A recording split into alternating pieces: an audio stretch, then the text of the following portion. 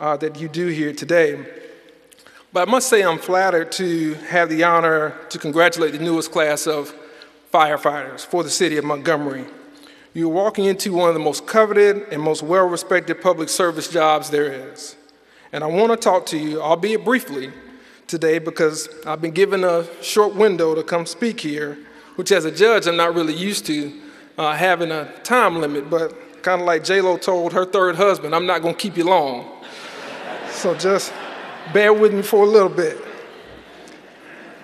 But I do have a few reflections that I want to share that I hope you will carry forward. For it was noted by the 19th century poet Khalil Gibran, who once said, I slept and I dreamed that life is all joy. I woke and I saw that life is all service. I served and I saw that service is joy. When I think of the excitement and expectation that I see on many of your faces, and I see a little bit of exasperation too, that's okay.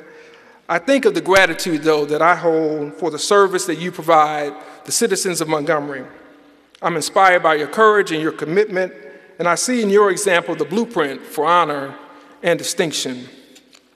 As I look at this group of men and one woman, I think of those who run to, not run from circumstances that put in jeopardy your life as well as the lives and property of the people of Montgomery. I see people who in the tradition of the Fire Department of New York, the Hot Shots of Arizona, and of course the great tradition we have here in Montgomery, battle the insurmountable without concern of self-preservation. I see bravery that doesn't have the luxury of asking, can we carry it over to the next meeting? Or the court will stand in recess for 15 minutes. Or can we deal with this at another time? No, I see a group of people who uphold the motto of pride, teamwork, discipline, and leadership. However, if I could choose one word to serve as a backdrop for today's occasion, then the word that I would choose would be reciprocity. And now I know that may not be the conventional word that's associated with graduation addresses such as these, but just bear with me and I think you'll follow where I'm going. You see, there's so many things that are pulling communities apart these days that it's very hard to find what remains that holds us together.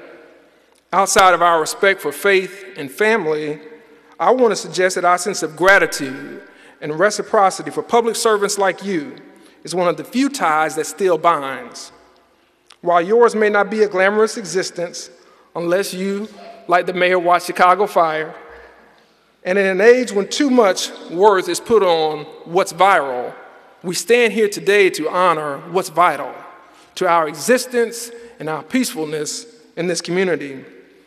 By graduating today, you step into a sacred social contract of mutuality and reciprocity. We now have an obligation to each other.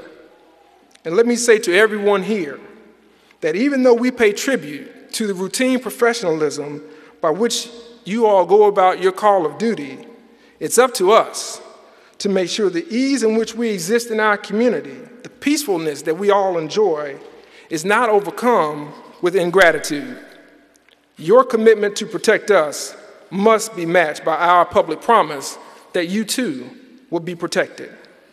From what, you may ask? From getting hurt, or even worse, making the ultimate sacrifice due to outdated equipment, or due to lack of training, or due to an uneducated public.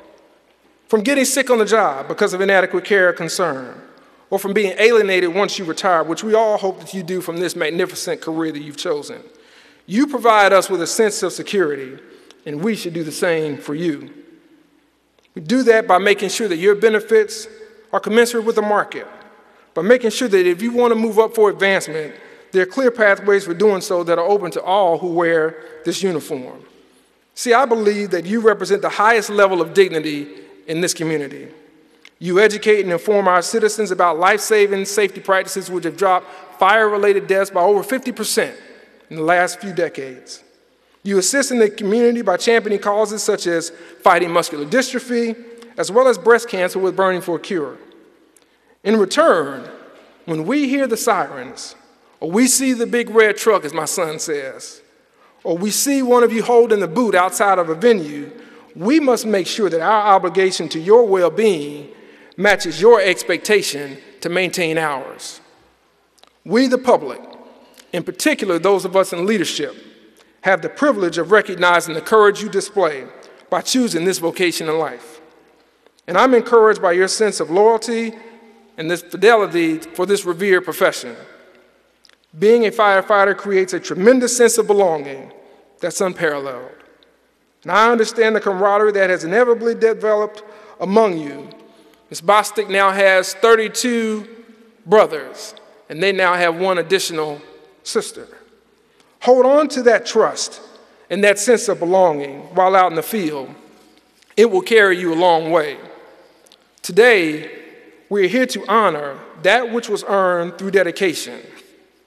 We pay tribute to the leadership that's not measured in titles, it's not measured in badges, it's not measured in robes, but the leadership that shows itself through the example of daily service to others. We honor the principle that puts the cause over the ego. And I'll conclude by applauding you on staying the course and progressing from a recruit to a firefighter. Thank you for raising your hand to take on this challenge and for being willing to lay everything on the line for the greater good. We know you could have taken an easier path, yet instead you chose to answer a noble calling. To the people of Montgomery, to the family, to the friends, to the supporters that are here, let us remember our role in this network of mutuality that challenges us to reciprocate what we expect from our first responders.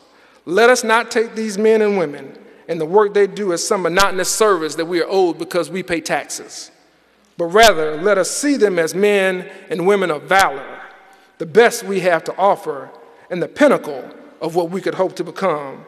I pray Godspeed in your daily duty. I pray Godspeed for a safe future. Thank you and congratulations.